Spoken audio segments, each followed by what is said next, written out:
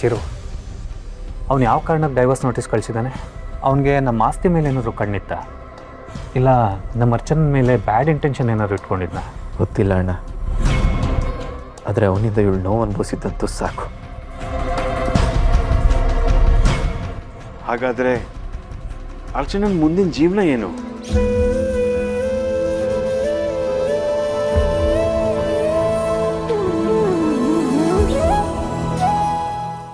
ನೀನು ನಮಗೆ ಭಾರ ಅಲ್ಲ ಅಚ್ಚು, ಆದರೆ ಸದ್ಯದ ಪರಿಸ್ಥಿತಿಗೆ ನೀನಾಗಿದ್ದನ್ನೆಲ್ಲ ಮರೆತು ಹೊಸ ಜೀವನ ಶುರು ಮಾಡಲೇಬೇಕು. ನೀನವನ್ನ ಶಾಶ್ವತವಾಗಿ ಮರಿಲೇಬೇಕು. ನೆನ್ಪಿಟ್ಕೊ, ನಿನ್ನ ಹೊಸ ಜರ್ನಿಲಿ ಯಾವಾಗಲೂ ನಾನು ನಿನ್ನ ಜೊತೆಗೆ ಇರ್ತೀನಿ.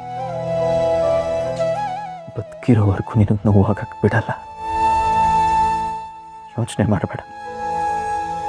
ಇಷ್ಟೆಲ್ಲ ಸಮಸ್ಯೆಗಳಾದರೂ ನಿನ್ನ ಮನೇಲಿ ಯಾರ ಹತ್ರನೂ ಹೇಳ್ಕೊಳ್ಬೇಕು ಅಂತ ಅನಿಸ್ಲೇ ಇಲ್ವಾ ಅರ್ಚನಾ? ನಿನಗೋಸ್ಕರ ಇವರೆಲ್ಲ ಇದ್ರಲ್ಲ.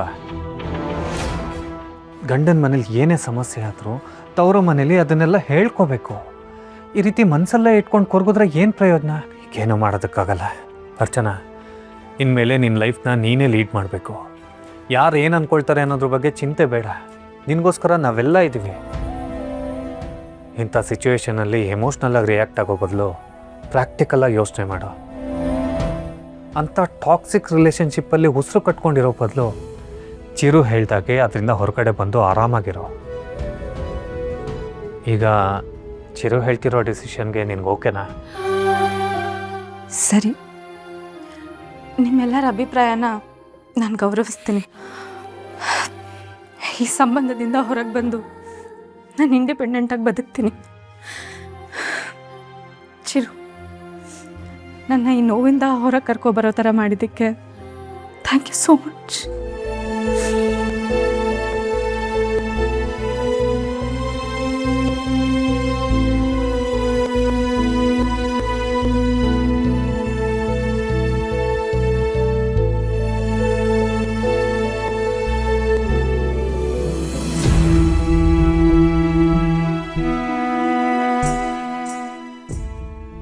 ಬೇಡ ಅಂತ ದೂರ ಹೋದವ್ರನ್ನ ಸಂಪೂರ್ಣವಾಗಿ ಬಿಟ್ಟು ಅವನ್ನ ಮರೆತು ಅವನಿಂದ ಸಪ್ರೇಟಾಗಿ ಹೊಸ ಜೀವನ ಶುರು ಮಾಡಬೇಕು.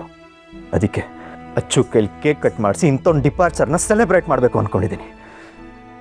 ಜಾಜಿ ಅವರೇ,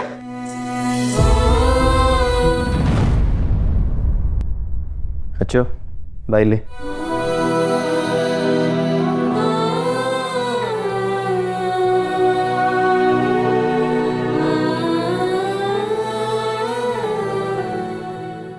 ಇನ್ಮೇಲೆ ನಿನ್ನ ಜೀವನದಲ್ಲಿ ನೀನು ಸ್ವತಂತ್ರವಾಗಿ ಫ್ರೀಯಾಗಿರೋಕ್ಕೆ ರಾಹುಲ್ ಅವಶ್ಯಕತೆ ಇಲ್ಲ ಅನ್ನೋ ಉದ್ದೇಶದಿಂದ ಈ ಡಿವೋರ್ಸ್ ಪೇಪರ್ಗೆ ಸೈನ್ ಮಾಡು.